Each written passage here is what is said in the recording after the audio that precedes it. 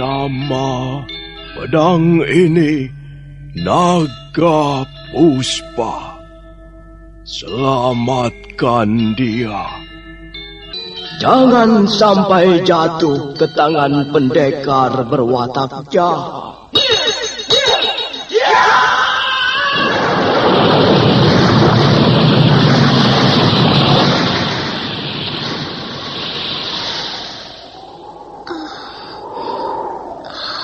Kakang Kamandanu, kau masih juga tidak percaya bahwa aku mencintaimu. Mesin, maafkan aku, Mesin.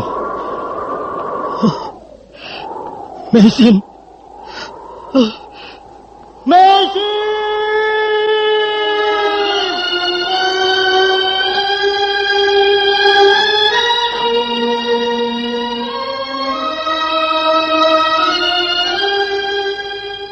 Tutur Tinula.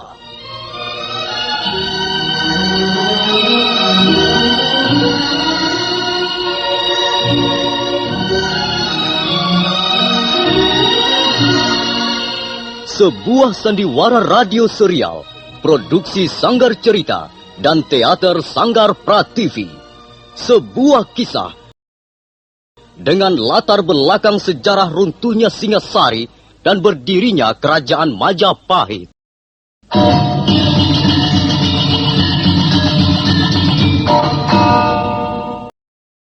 Sandiwara ini didukung oleh pemain-pemain radio yang sudah ternama, Ferry Fadli, Ivone Rose, dan Eli Ermawati.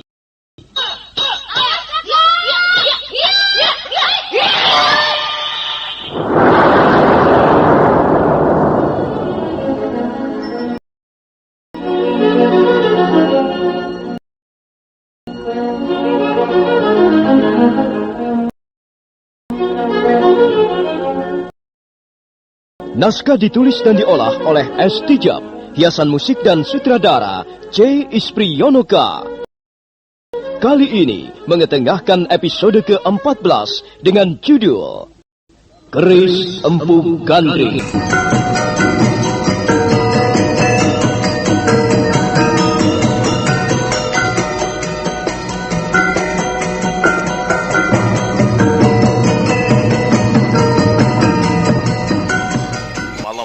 Arya Kamandanu dan Sakawuni kembali menemui Empu Lunggah di Sanggar Pamujan.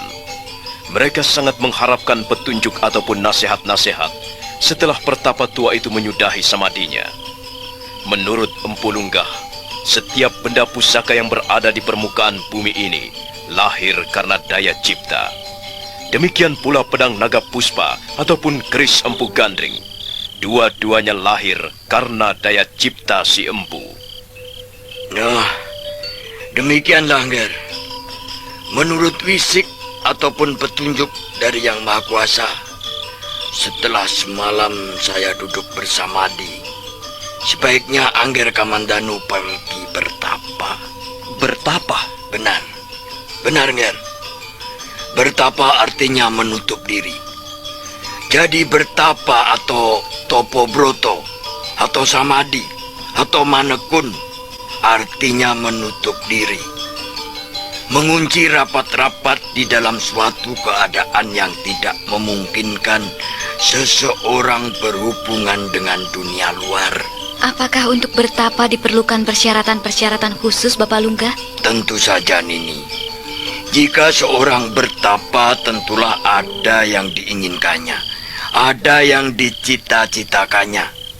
Dan untuk memperoleh apa yang dicita-citakannya, seseorang harus membayarnya dengan sebuah harga yang pantas.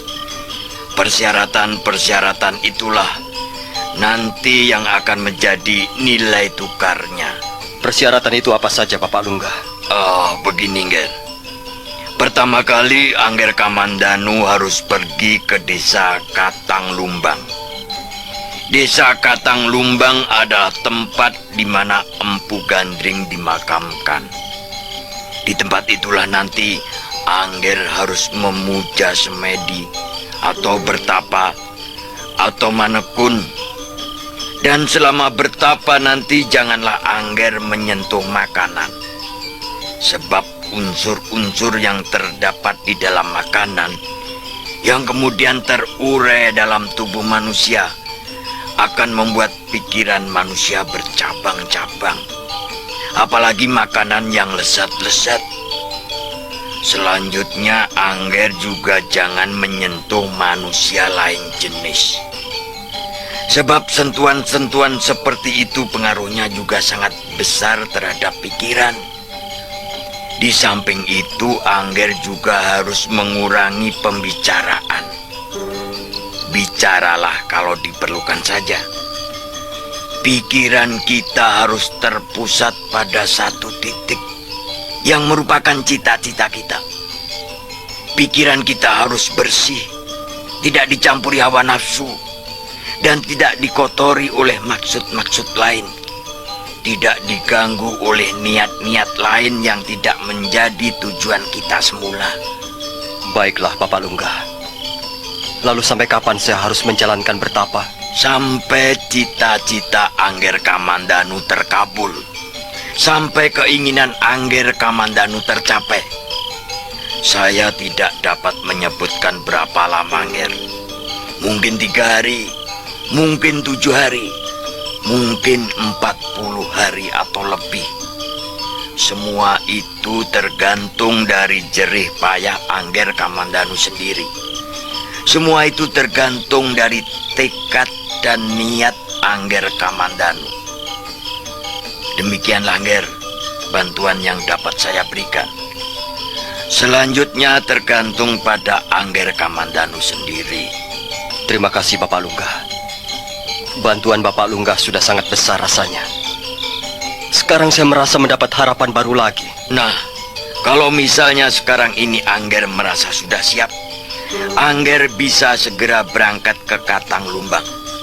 Saya kira Nini Sakawuni dapat menemani Angger. Baiklah, Bapak Lunggah.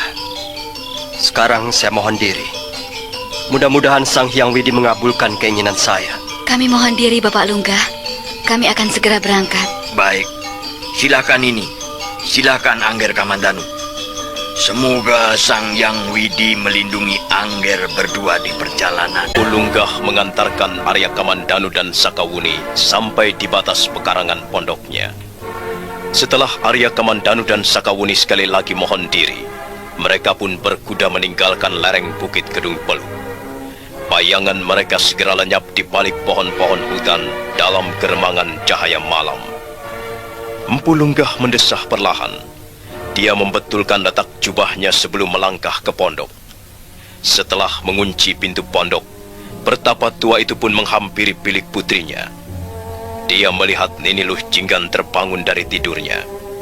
Nini Luh Jinggan kelihatan sangat kecewa dan sedih mendengar Arya Kamandanu dan Sakawuni telah pergi ke Katang Lumbang. Mengapa mereka pergi malam-malam begini, Ayah? Mereka memang harus segera berangkat, Nduk. Mereka mempunyai tugas-tugas yang sangat penting. Hari masih malam. Sebaiknya kau tidur kembali, loh. Aku tidak bisa tidur lagi, Ayah. Rasanya pondok ini menjadi sangat sepi. Kalau kau tidak mau tidur, besok kau akan bangun kesiangan. Ayo, jangan nakal, tidurlah. Ayah mau kemana? Di sini saja. Ayah juga mau istirahat, Nduk. Bukan hanya kau yang membutuhkan tidur. Ayah juga harus tidur.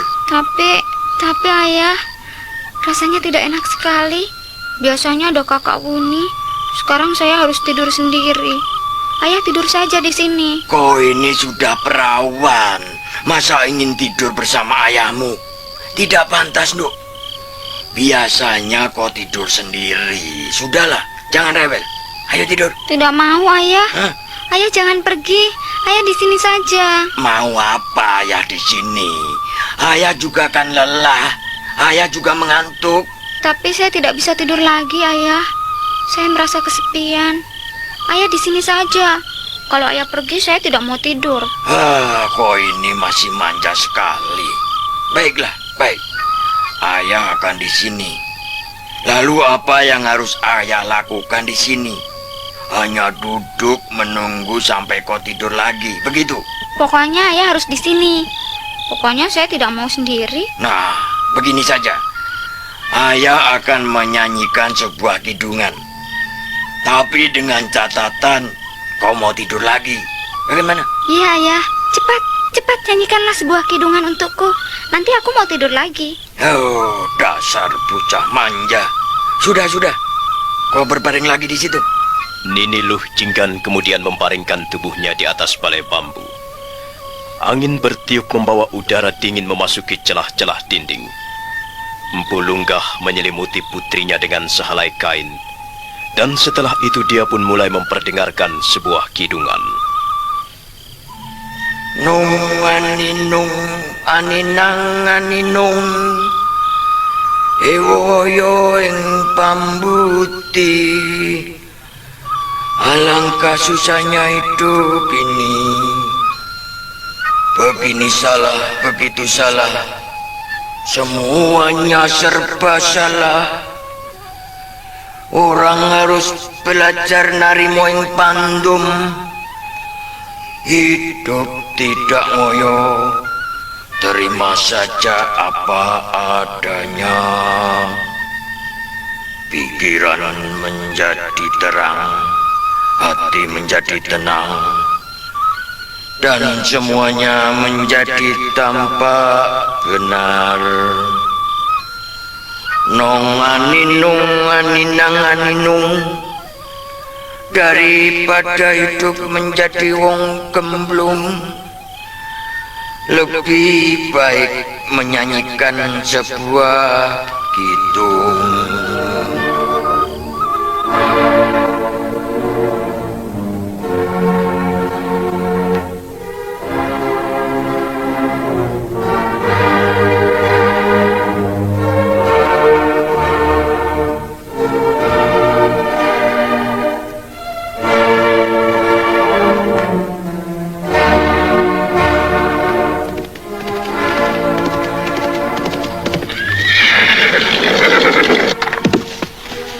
Sebaiknya kita istirahat, Kamandanu.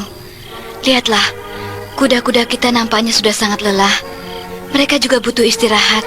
Sampai di mana sekarang ini kita, Wuni? Menurut Bapak Tani tadi, kita sekarang berada di desa Langkasuka. Kau bertanya jalan terdekat menuju Katang Lumbang? Iya, tapi desa Katang Lumbang masih cukup jauh dari sini. Kurang lebih masih 2 hari 2 malam perjalanan dengan kuda. Kalau begitu sebaiknya kita istirahat. Ayo, Wuni, kita cari tempat untuk istirahat. Kita hanya butuh merebahkan badan sejenak, Kamandanu. Kukira kita bisa minta bantuan salah seorang warga desa. Kukira mereka mau meminjamkan ruangan sementara untuk istirahat.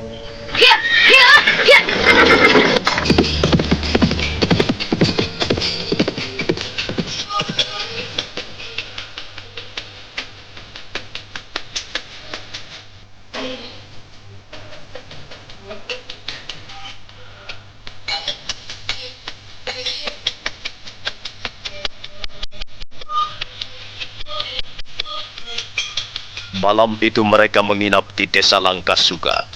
Kebetulan sekali salah seorang warga desa sudi memberikan ruangan untuk istirahat sementara. Sakawuni tidur di sebuah bilik kecil, sementara Arya Kamandanu cukup membaringkan tubuhnya di lantai serambi. Arya Kamandanu berangkat tidur dengan berbagai macam pikiran berkecamuk di kepalanya. Karena lelah dan mengantuk, akhirnya dia pun terlelap juga. Sementara Sakawuni sudah lebih dulu meringkuk tidur dalam biliknya. Gadis itu terkejut ketika tiba-tiba mendengar suara orang mengigau di serambi. Dia buru-buru bangun dan bergegas melangkah menemui Arya Kamandanu.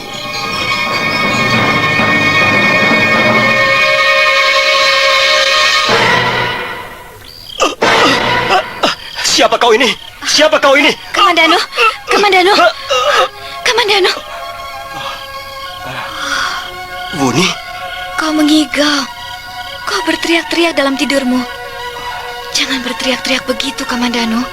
Kita malu. Nanti mengganggu ketenangan yang punya rumah. Aku bermimpi, Wuni. Rupanya aku bermimpi. Bosan. Apa kau tidur tak bisa tanpa mimpi? Itu tandanya pikiranmu sedang kacau. Kau selalu berangkat tidur dengan membawa beban-beban pikiran yang berat. Itulah sebabnya kau selalu bermimpi dalam tidurmu, Kamandanu. Iya, mungkin begitu. Mungkin aku terlalu berpikir keras. Kau bermimpi apa? Sepertinya ada seorang tua menghampiriku.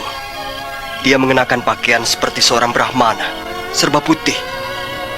Orang tua itu berjenggot putih dan kelihatannya sangat berwibawa. Dialah Empu Gandring, Wuni. Dialah Empu Gandring. Aku telah bertemu dengan Empu Gandring dalam mimpiku. Ah, kau selalu begitu. Karena Bapak Lunggah menceritakan perihal Empu Gandring, kau lalu bermimpi bertemu dengan Empu Gandring. Dulu juga begitu. Kau bermimpi bertemu dengan ular naga Puspa Kresna. Sudahlah, Kamandanu. Jangan terlalu dipikirkan.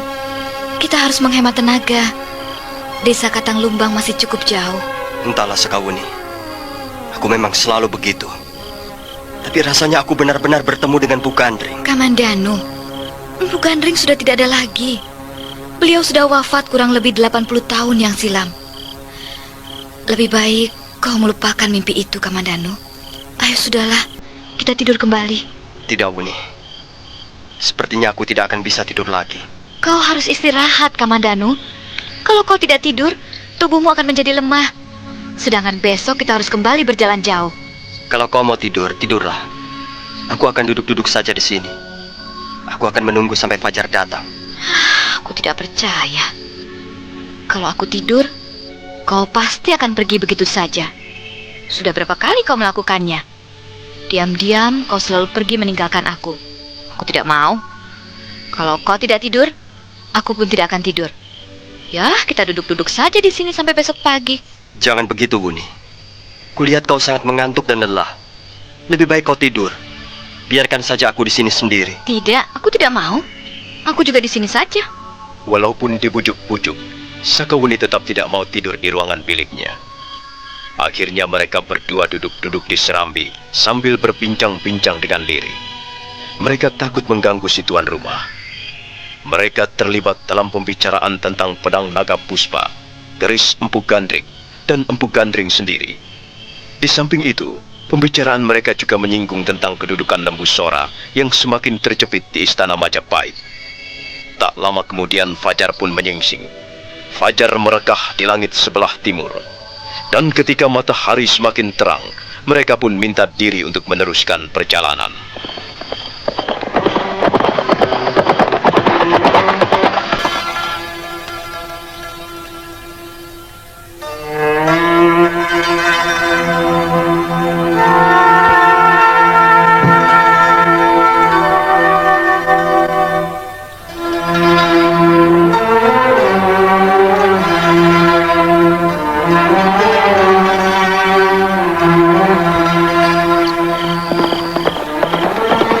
Setelah meninggalkan desa Langkasuka, Arya Kamandanu dan Sakawuni mulai memasuki batas desa berikutnya, desa Lawang Gajah. Di desa Lawang Gajah mereka istirahat sejenak untuk minum dan sekedar mengisi perut. Setelah itu mereka melanjutkan perjalanan. Menjelang tengah hari mereka memasuki sebuah hutan. Hutan itu tidak begitu lebat. Menurut salah seorang warga desa Lawang Gajah, hutan itu bernama Hutan Lawang Gantung. Mereka terus berkuda menembus hutan Lawang Gantung menuju ke sebelah timur. Malam pun segera tiba, dan mereka terpaksa menghentikan perjalanannya. Bagaimana, Kamandanu? Apakah kita akan jalan terus? Sebaiknya kita mencari tempat untuk bermalam, Wuni. Desa Katang Lumbang sudah tidak berapa jauh lagi. Kita bisa meneruskan perjalanan besok pagi. Di mana kita akan bermalam? Tak ada sepotong rumah pun di hutan ini. Mana ada orang mendirikan rumah di tengah hutan, Wuni? Kau ini ada-ada saja. Ya, lalu bagaimana? Di mana kita akan tidur? Apakah kau sudah lupa menjadi seorang pengembara? Kita bisa mencari tempat tidur di mana saja. Ayolah. Mungkin di tengah-tengah hutan sana ada sebuah goa yang bisa kita pergunakan untuk istirahat. Ayo. Ya. Ya, ya, ya.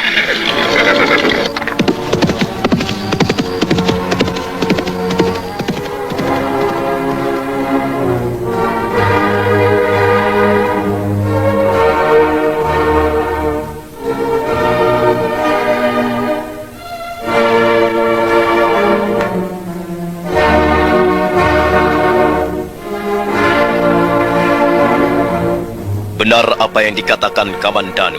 Setelah mencari beberapa saat lamanya, mereka pun menemukan sebuah gua. Gua itu tidak terlalu dalam. Arya Kamandanu segera membersihkan gua, sementara Sakawuni sibuk menambatkan kudanya di bawah sebuah pohon. Kemudian mereka bersama-sama membersihkan gua dari ceceran daun-daun kering. Malam itu jadilah mereka menginap di hutan Lawang Gantung. Sama seperti malam sebelumnya, Arya Kamandanu berangkat tidur dengan dibebani bermacam-macam pikiran, terutama sekali pikiran tentang Empu Gandring.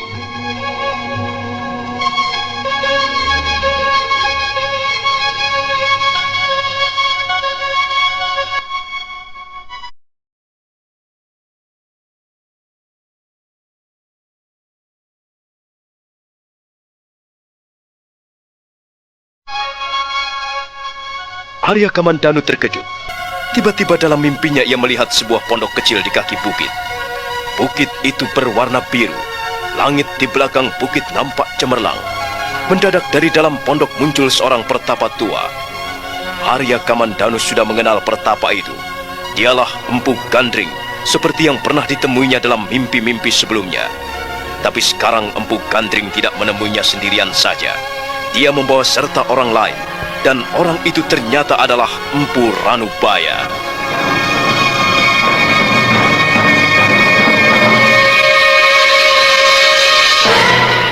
Arya Kamandanu hampir tidak percaya pada penglihatannya, sekalipun dalam mimpi. Dia melihat dengan jelas Empu Ranubaya duduk bersila di depan Empu Gandring. Empu Ranubaya duduk sambil menundukkan wajahnya dalam-dalam. Sementara itu Empu Gandring kelihatan hatinya kurang berkenan. Nah, saudara pendengar, bagaimanakah kisah selanjutnya? Peristiwa apa yang akan dialami Arya Kamandanu dalam mimpinya? Saudara pendengar, silakan menunggu seri berikutnya. Sampai jumpa.